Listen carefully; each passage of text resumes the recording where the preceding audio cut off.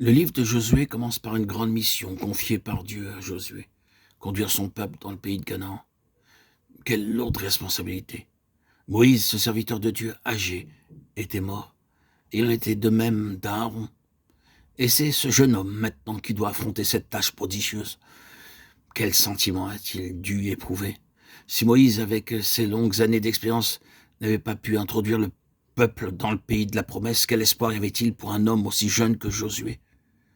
Comment pourrait-il tenir tête aux 7 nations qui habitaient le pays et dont chacune représentait un redoutable adversaire? Comment pourrait-il conduire un peuple comme le peuple d'Israël avec leur crainte de la mort et leur constante récrimination? Confronté à un tel défi, vous étonnez-vous qu'il ait été presque accablé? C'est à ce moment-là qu'il eut une vision. Un homme avec une épée lui apparut. Ne le reconnaissant pas, il lui demanda: « Es-tu des nôtres ou de nos ennemis ?» Josué 5,13. L'homme répondit sans équivoque: « Non, il n'était ni pour un côté ni pour l'autre. Il était venu pour une seule chose. Je suis le chef de l'armée de l'Éternel. J'arrive maintenant. » Loué soit Dieu, puisque c'était là son intention. Loué soit Dieu, c'est aussi là le désir du Seigneur Jésus. Il n'est pas venu pour nous aider ni pour aider nos ennemis, mais pour occuper cette position de chef de l'armée de l'Éternel. Si vous faites partie de l'armée de l'Éternel, alors il est votre chef. Le point crucial ici, ce n'est pas de recevoir de l'aide, mais c'est d'accepter un chef. Il n'est pas venu pour nous offrir son aide, mais pour revendiquer notre soumission. Comment Josué a-t-il réagi lorsqu'il apprit que cet homme était venu en qualité de chef de l'armée de l'Éternel? Josué tomba le visage contre terre et adora. Reconnaissez-vous ici les voies de Dieu?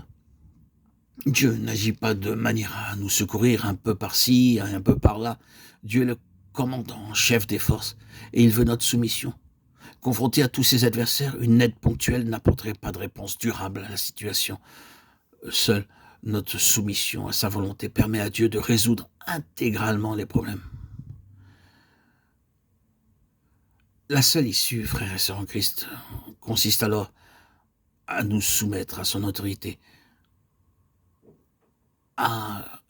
avec un esprit contrit, avoir l'esprit d'obéissance. Quand le Seigneur commande, tout est bien. Malheureusement, le problème aujourd'hui parmi les enfants de Dieu, et ce problème est récurrent, c'est que nous sommes nombreux à vouloir que tout tourne autour de nous et serve nos propres intérêts.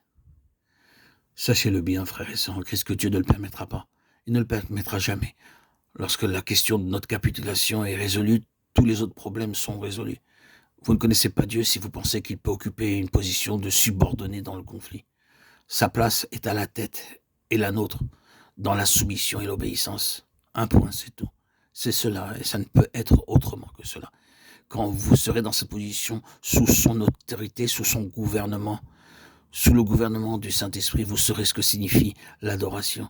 Et vous saurez alors ce que représente une épée nue, brandie en votre faveur.